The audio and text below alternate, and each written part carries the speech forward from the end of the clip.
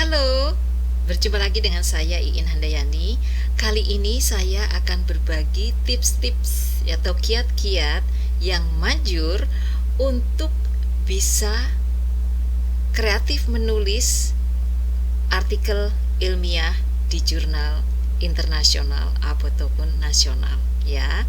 Jadi yang pertama, Bapak Ibu dosen atau peneliti harus punya data riset yang bagus dan lengkap sesuai dengan yang ada di buah pikiran atau sesuai dengan rencana penelitian. Jadi datanya itu diatur sedemikian rupa, diorganize yang bagus dengan Excel, kemudian ringkasannya, temuan-temuannya itu ditulis dalam buku ringkasan ya. Bisa ditulis juga dengan komputer misalnya, tapi sudah tahu intinya tuh bagaimana, tren datanya itu bagaimana ya. Setelah itu kalau sudah tahu datanya banyak begitu, kalau misalnya agak overwhelmed, aduh datanya kok banyak sekali, nggak apa-apa, itu bisa jadi beberapa artikel nantinya ya. Yang penting datanya itu disusun dengan baik sesuai dengan variabelnya.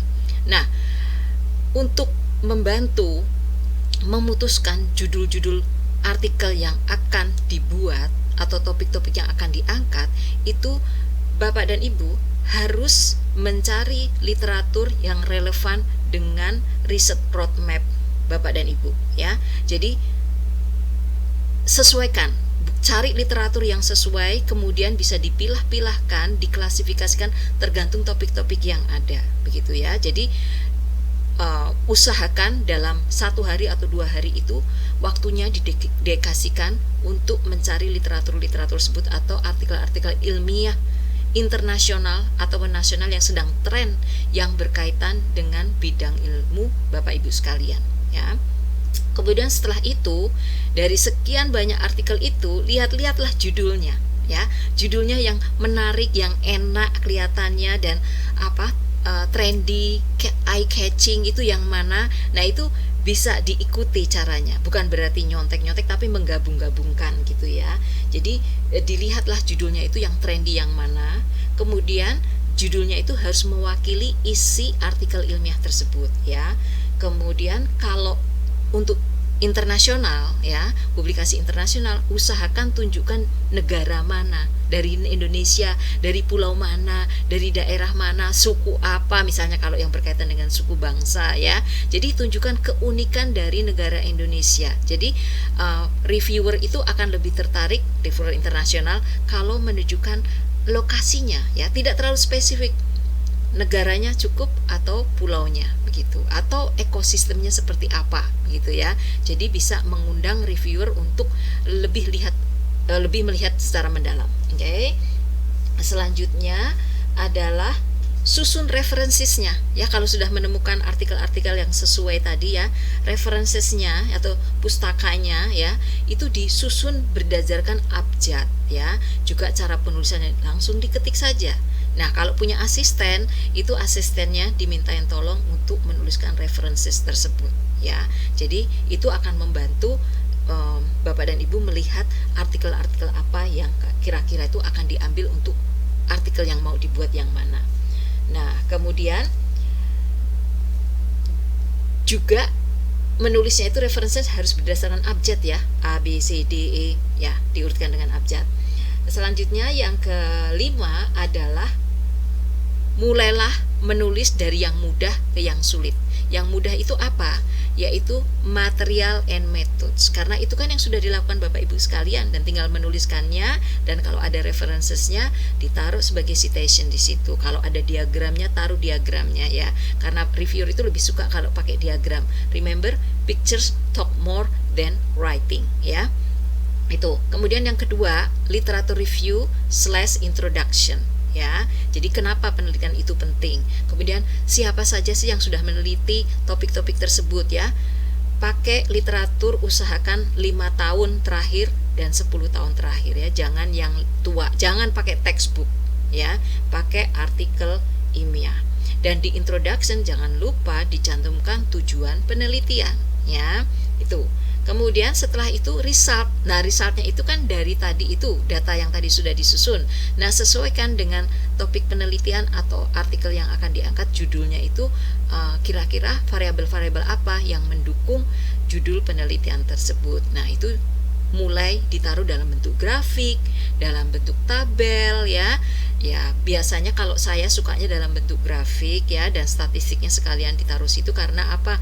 Karena di bidang saya itu orang lebih senang melihat visual gitu dibandingkan data yang banyak. Tetapi untuk bidang-bidang tertentu sepertinya tabel itu juga penting ya. Jadi tergantung dari bidangnya Bapak Ibu sekalian ya.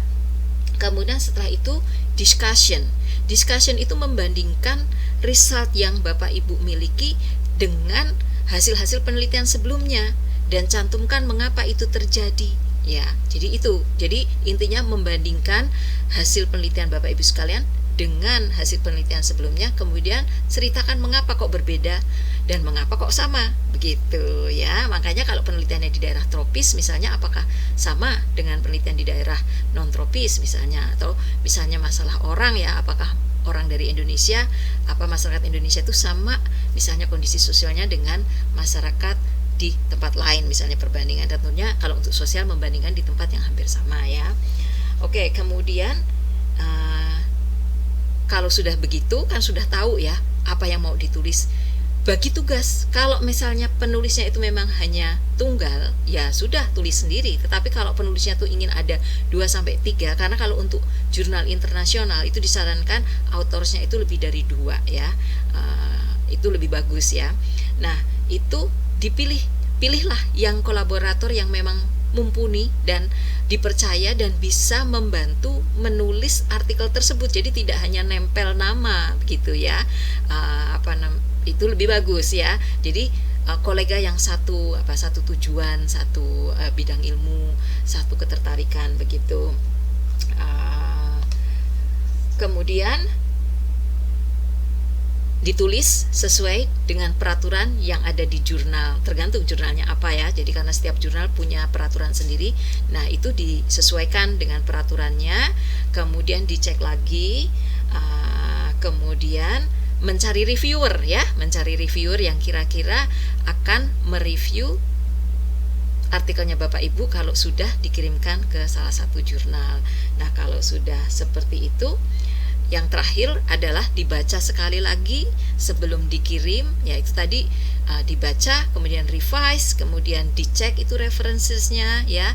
Kemudian kalau pengalaman saya biasanya suka sekali untuk meminta tolong mahasiswa graduate student saya atau mahasiswa pasca sarjana itu untuk membantu membaca, mengoreksi, proofread ya, karena bagus sekali kalau mahasiswa tersebut belum pernah membaca tulisan kita yang itu, jadi masih fresh. Jadi kalau ada kekeliruan yang kecil-kecil itu bisa di revise secepatnya. Jadi sebaiknya memang harus ada yang proofread selain penulis ya, karena kalau sebagai penulis itu sebetulnya kita sudah nggak bisa lihat lagi apa yang keliru-keliru, yang kecil-kecil itu nggak bisa lihat, yang besar-besar masih bisa lihat, tapi yang kecil-kecil sudah nggak bisa. Jadi sebaiknya kita bisa minta tolong kolega kita, atau mungkin kalau kita punya mahasiswa pasca sarjana atau mahasiswa S1 yang sudah hampir lulus, jadi sudah punya enough pengetahuan begitu bagaimana cara menulis karya ilmiah.